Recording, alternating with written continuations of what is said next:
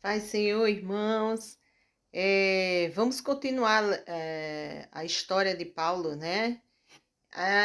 E aqui vemos, irmãos, que Paulo, depois de um encontro com Ananias, né, que Ananias ungiu Paulo, né, com azeite, derramou sobre a cabeça dele. Paulo voltou a enxergar, né? E vemos que o Senhor ele fez um milagre ali na vida de Paulo, né?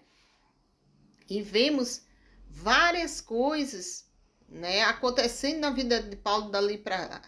Só que os cristãos não acreditavam que Paulo tinha se convertido, achavam que era uma armadilha. E então o que acontece? Eles começaram a perseguir Paulo, os próprios cristãos, né? E Paulo teve que se esconder, né, dentro de um cesto para ir para o outro lugar porque queriam matá-lo. E ali Paulo se afastou um pouco, né, que foi para outra cidade, e ali Paulo continuou o seu ministério, né?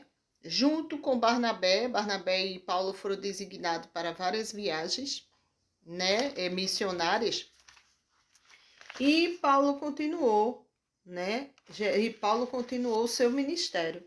Então vemos aqui, irmãos, que Paulo foi um grande homem de Deus, temente ao Senhor, né? Que sempre fez a vontade do Pai, né? Foi para Antioquia, foi para vários lugares, né? Que ele, Deus foi trabalhando no eu de Paulo, foi trabalhando, né? Tanto que quando Paulo diz, Senhor, tira de mim, né?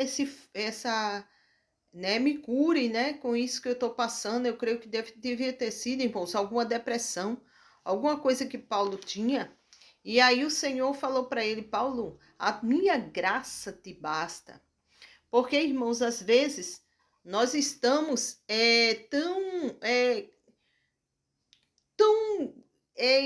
achando que as coisas são do como nós queremos que seja.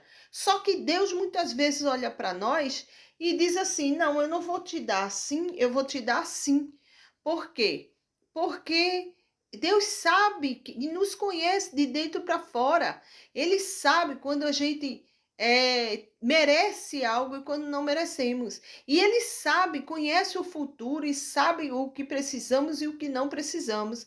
Então, irmãos, nós precisamos aprender a confiar no Senhor, aprender a confiar no Deus de Israel, porque muitas vezes achamos que o que falamos tem que toda a razão, mas o que Deus fala é a maior razão de todas.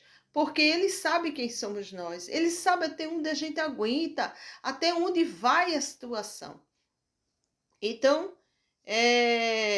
vimos aqui que Deus, ele dispersou Paulo, né, a vários lugares, né, e os dispersos pela perseguição sucedeu por causa de Estevão, caminharam até Fenícia, Chipre da Antioquia, né, ali vemos Deus trabalhando em vários, principalmente na vida de Pedro, quando Pedro encontrou-se com Cornélio, né? Quando Cornélio teve o sonho, teve a revelação com o anjo que chegou para ele e disse, né? Olha, procura Paulo, né? Procura Pedro, que está na casa e falou tudo, né? A ele, né? E ali Cornélio mandou que 2 dos seus soldados fossem para lá, né? Porque Cornélio era um homem muito poderoso da época.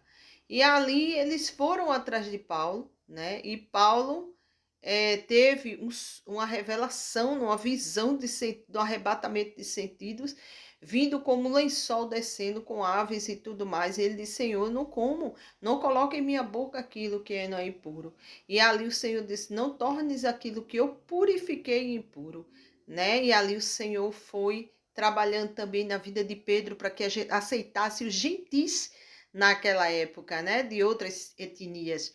E ali o Senhor, a Paulo disse, olha, desceu sobre eles o Espírito Santo que descia sobre nós. Como pode, né? Mas os gentis foram abençoados por Deus e ali receberam o Espírito Santo. E é assim que devemos viver, irmãos, pedindo a Deus por misericórdia e santidade. Amém? Que Deus os abençoe.